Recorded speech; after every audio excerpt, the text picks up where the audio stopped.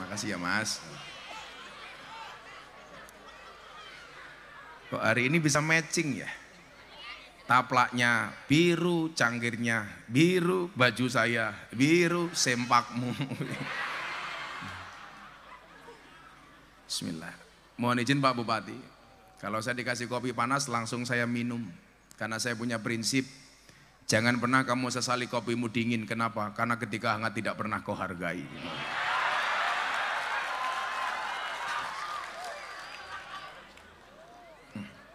Sangite.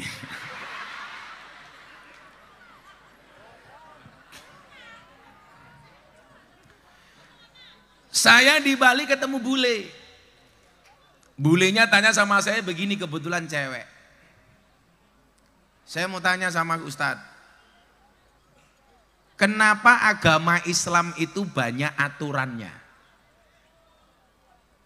Dia tanya, kenapa agama itu banyak aturannya? Saya tanya borak-borak sama dia, contohnya apa Mbak? Islam itu banyak aturannya, apa-apa nggak boleh. Babi enak nggak boleh. Bahkan di Indonesia begitu ada orang bikin rendang dari babi, marah-marah. Maka saya bilang, sejak kapan rendang punya agama? Saya dihajar lagi, dasar Miftah pekok. Pokoknya payu kok. Banyak kemudian yang menurut orang-orang ini tidak masuk akal. Babi enak nggak boleh. Kalau saya jawab kenapa babi diharamkan, karena mengandung cacing pita, jelas salah. Karena babi itu tidak mengandung cacing pita, tapi mengandung anaknya. Lah masuk anakmu. Minuman keras yang menurut mereka enak diharamkan. Perempuan dipenjara dengan aturan. Harus ditutup auratnya, berjilbab. Mau mendekatinya, bahkan untuk menyentuhnya harus halal dengan akad. Ini perempuan. Lah, menurut orang-orang yang rasional, sok rasional seperti orang-orang ini, mereka bertanya, kenapa agama kok banyak aturannya? Saya jawab apa waktu itu? Iya, agama itu didesain banyak aturannya. Kenapa? Karena manusia banyak maunya. Gue cangkemnya ngopo gue? Oh, lungguh Mas. Tolong yang di depan duduk. Ingat, mereka datang pengen melihat wajahku, tidak pengen melihat bokongmu.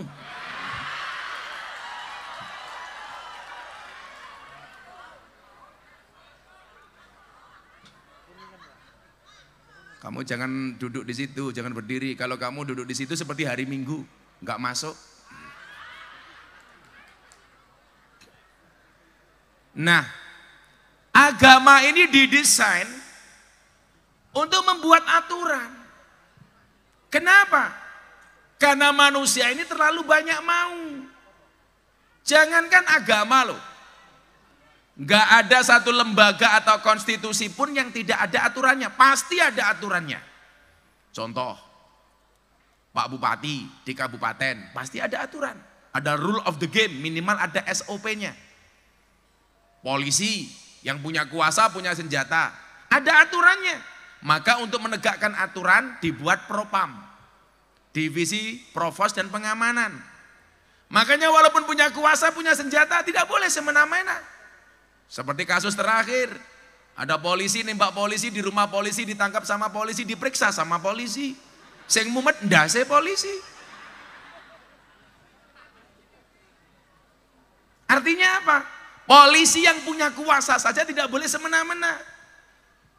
Harus tunduk kepada aturan. Yang perlu saya ingatkan hari ini, anak-anak belajar medsos. Kamu bermedsos juga ada undang-undang walaupun tidak tertulis.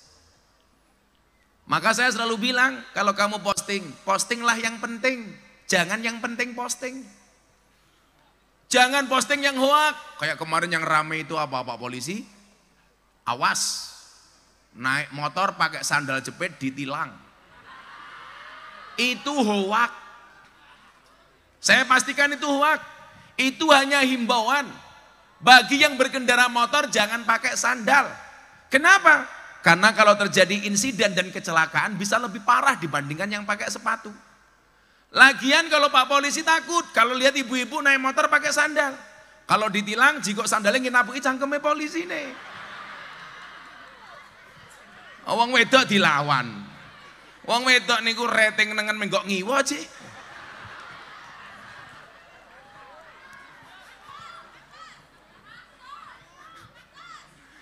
Ki ratinge neng ndi menggoke neng ndi kuwi wong wedok.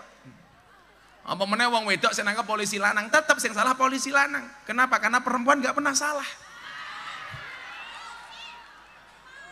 Pak Bupati kalau aturi iki. Wong wedok niku kalau wong wedok niku lucu. Ciri-ciri perempuan itu kalau disakiti enggak pernah lupa, kalau menyakiti enggak pernah ingat. Itulah perempuan.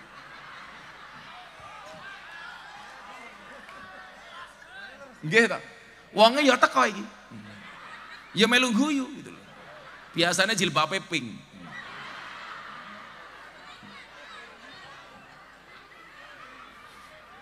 Sing jilbabe ijo insyaallah.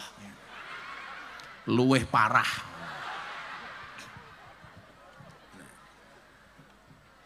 Makanya kita dilahirkan di dunia ini pun juga ada aturannya. Aturannya apa? Wa ma khalaqtul jinna wal insa illa liya'budun. Tidaklah aku ciptakan jin dan jun kecuali untuk beribadah. Berarti apa? Aturannya kita hidup untuk beribadah.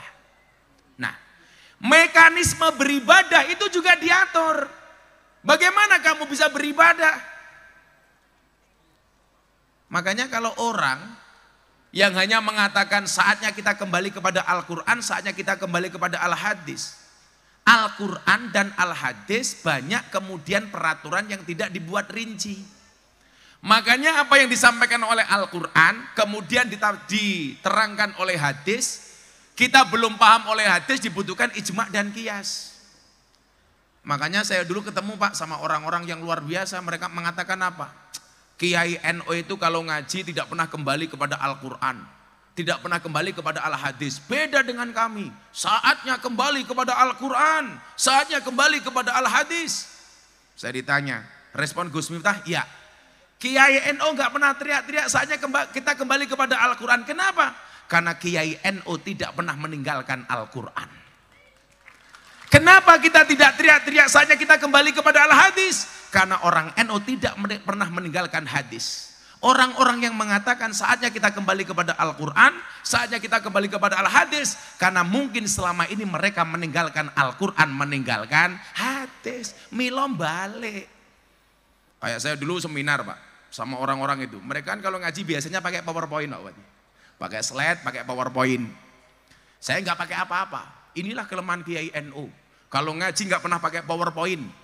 Apa jawaban saya? Iya, Kiai NU tidak pernah menggunakan PowerPoint. Kenapa? Karena orang yang menggunakan menggunakan poin. Karena mereka sadar diri, mereka tidak pernah punya power, mereka tidak pernah punya poin. Mila kowe dadi bancer pede le. Neng kumismu dikerok jijik.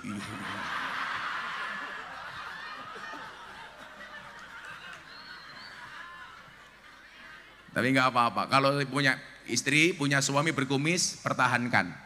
Fik dia lele, bukan buaya. Iki yang ngono jijik banget. Saya itu kalau delok kumis geli Pak. Karena kan ada hadis yang bunyinya al-khamsatu minal fitroh. Fitroh itu ada 5. Yang pertama khitan, sunat. Yang kedua ngetok kuku, yang ketiga ngerok kumis, yang keempat mencabut bulu ketiak. Jadi ibu-ibu suaminya mulai dari sawah, turu, cabut kelai, sunnah Rasul. Paling gebuk cangkemmu yuk. Kemudian yang kelima, mencukur bulu kemaluan. Tapi ingat dicukur dewi. Jangan dibawa ke salon. Engkau digawa ning salon. Pak Bupati mau apa Pak? Cukur. Cukur apa? Rebonding sisan ya. Menjijikkan. Makanya bocah-bocah Ancor Banjar bangga li dadi wong NU. Walaupun kamu duduk di bawah tanpa tikar, gak apa-apa li. Insya Allah pulang pengajian saya doakan little body.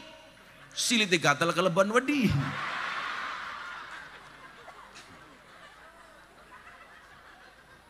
Iki ya ngono Banser wetenge gede iki. Aja lemu-lemu ser. Di Jogja itu ada pernah penelitian survei di rumah sakit. Dokter memberikan survei, akhirnya mengeluarkan keputusan. Wong lanang sing wetenge gede biasane manuke cilik. Lah hati-hati. Ya hati cilik ana.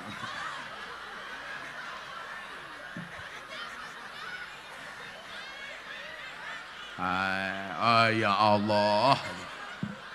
Kita wetenge gede, begitu dibuka isine mung kaya pentil.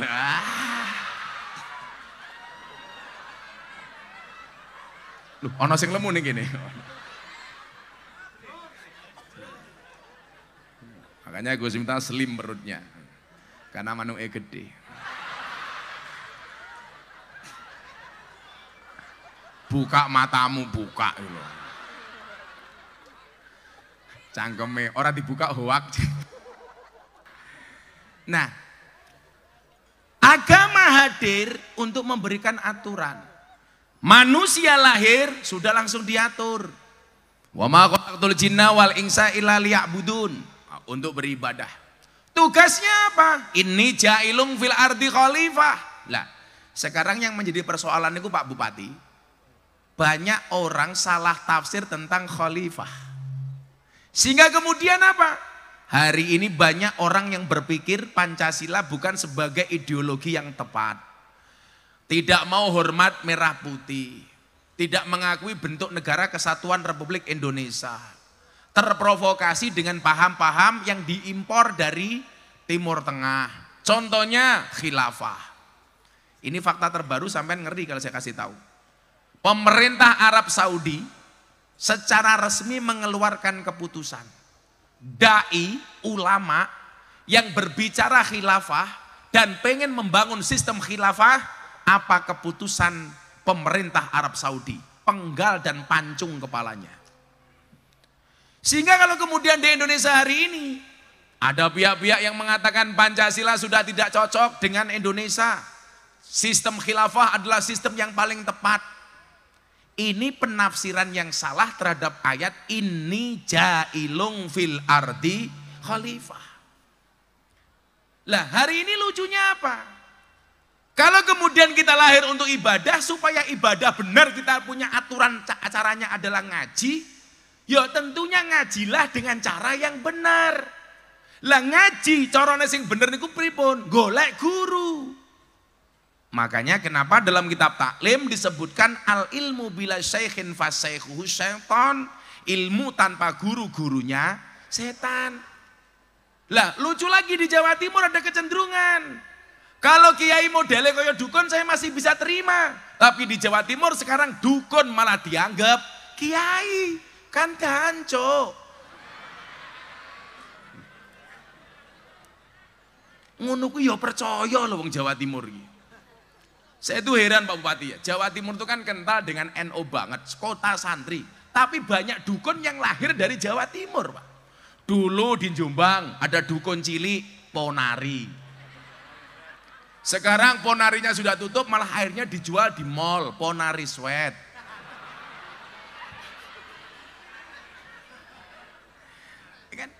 Dulu di Probolinggo muncul dukun penggandaan uang. Kanjeng Dimas taat pribadi, boyoke diusek-usek piuk, metu duite. Saya ditanya sama jamaah, Gus Miftah bisa nggak menggandakan uang? Nggak bisa. Menggandakan istri, insya Allah. Enggak. Santai Bu, saya tipe suami yang setia. Walaupun istri saya mau dimadu, Abah saya siap dimadu. Syaratnya asalkan Abah mau diracun, matamu aku. Masuk mbahmu, masuk. Kalau Pak Bupati nanya saya madu asli apa palsu, tanya saya Pak Bupati. Saya bisa membedakan, saya ahlinya madu. Madu taruh di botol, digoyang-goyang, dia kocak, berarti palsu, isinya air. Madu taruh di atas meja, dirubung semut, palsu, berarti mengandung gula. Madu bawa pulang, istri marah, asli.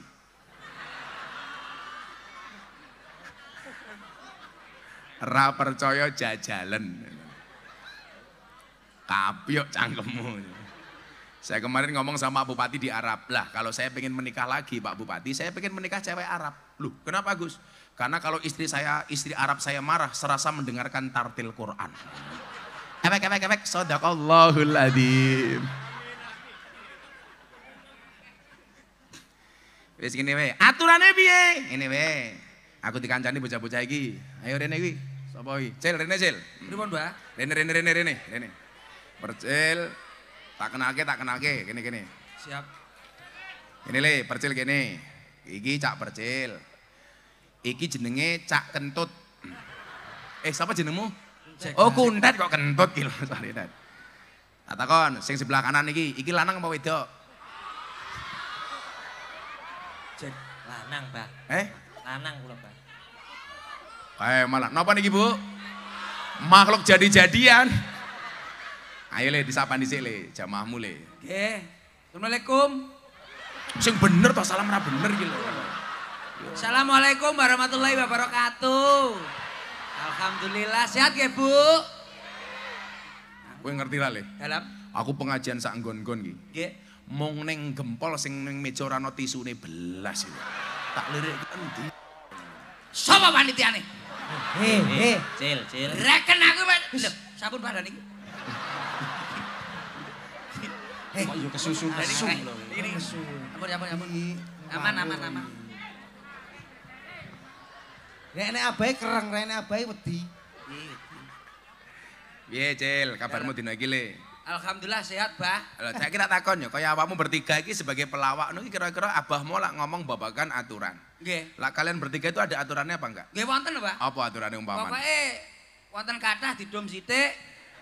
Wonten sithik nggih didum sithik. Terus aturane nggih namung niku. Tak takon, biasanya sing nampa transferan karo sing nampa amplop ki kuwi apa Percil to? Nika, Pak. Nah, aturannya piye biasanya pembagiannya? Nggih ngoten niku. Biasanya 50%. Terus? Mereka punya 100%, kula 10%, Pak. Niku mawon lah enggak lucu, potong 20%. Potong bensin, potong rokok pun lho, Pak. Telas, Pak. Abre kancane tekor iki pripun ngoten lho, Pak. Tapi nggih